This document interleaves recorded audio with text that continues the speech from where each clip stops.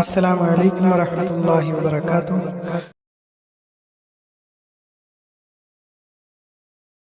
35-ാമത്തെ സൂറത്ത് 41-ാമത്തെ ആയത്ത്. ഇത് ഒരു അത്ഭുതകരമായ കാര്യമാണ്. കാരണം ഭൂമി ഉരുണ്ടതാണ്, അത് കറങ്ങുന്നുണ്ട്, അച്ചുതണ്ടിൽ കറങ്ങുന്നു, സൂര്യൻ്റെ ചുറ്റും കറങ്ങുന്നു, പിന്നെ സൂര്യനും സൗരയൂഥവും ആകാശഗംഗയിൽ കൂടെ കറങ്ങുന്നു. എന്തൊക്കെയാണോ ശാസ്ത്രം പറഞ്ഞു വെച്ചിരിക്കുന്നത് എനിക്കറിയില്ല. ഇതൊക്കെ ആനമണ്ടത്തരങ്ങളാണ്. ഭൂമി അനങ്ങുന്നില്ല എന്നാണ് ഈ ആയത്തിൽ കൃത്യമായിട്ട് അള്ളാഹു പറയുന്നത്. അതായത് അള്ളാഹു ആകാശങ്ങളെയും ഭൂമിയെയും യഥാസ്ഥാനങ്ങളിൽ നിന്ന് നീങ്ങാതെ പിടിച്ചു നിർത്തുന്നു. അപ്പോൾ ആകാശങ്ങളും ഭൂമിയും എങ്ങോട്ടും പോകുന്നില്ല. ചന്ദ്രനും സൂര്യനൊക്കെ കറങ്ങുന്നത് നമ്മൾ തൊട്ടു മുമ്പ് കണ്ടതാണ്. അവർ യാത്ര ചെയ്യാറുണ്ട്. ആകാശവും ഭൂമി, ആകാശങ്ങൾ എന്ന് പറഞ്ഞേക്കണം. അപ്പോൾ 7 ആകാശങ്ങളുണ്ടെന്നറിയാം. 7 ഭൂമിയുണ്ട്.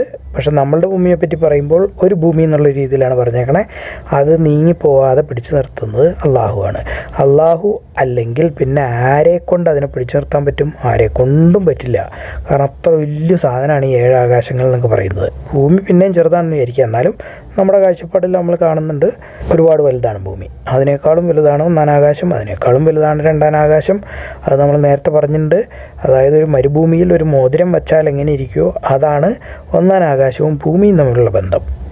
അത്രയ്ക്ക് വലുതാണ് 1-ാം ആകാശം. സാധാരണ മരുഭൂമി എന്നൊക്കെ പറഞ്ഞാൽ 92,000 സ്ക്വയർ കിലോമീറ്റർ ഒക്കെ വരും. അതായത് 1,00,000 സ്ക്വയർ കിലോമീറ്റർ വരുന്ന ഒരു സാധനത്തിൽ ഒരു മോതിരം കൊണ്ടുപോയിച്ചാൽ കാണാൻ പോലും ഉണ്ടാവില്ല.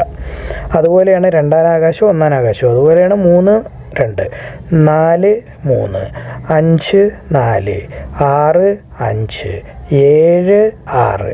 അത് കഴിഞ്ഞ് 7 ആകാശവും കഴിഞ്ഞ പിന്നെ കുർസിയാണ്.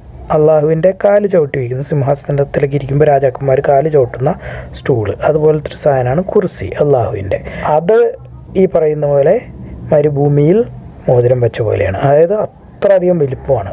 അത് കഴിഞ്ഞാൽ പിന്നെയുള്ളത് അർശാണ്. അത് ഈ കുർസിയേക്കാളും ഇതുപോലെ വലിപ്പം ഉള്ളതാണ്. ഇതൊക്കെ അറിഞ്ഞിരിക്കുന്നത് നല്ലതാണ്. പിന്നെ കൃത്യമായി പറയണം, ആകാശവും ഭൂമിയും എങ്ങും പോകുന്നില്ല, നീങ്ങുന്നില്ല, പിടിച്ചു നിർത്തിയിരിക്കുന്നു. അത്ഭുതകരമായ ഒരായത്താണ്. നമ്മൾ പക്ഷേ ഇതൊന്നും മനസ്സിലാക്കാറില്ല.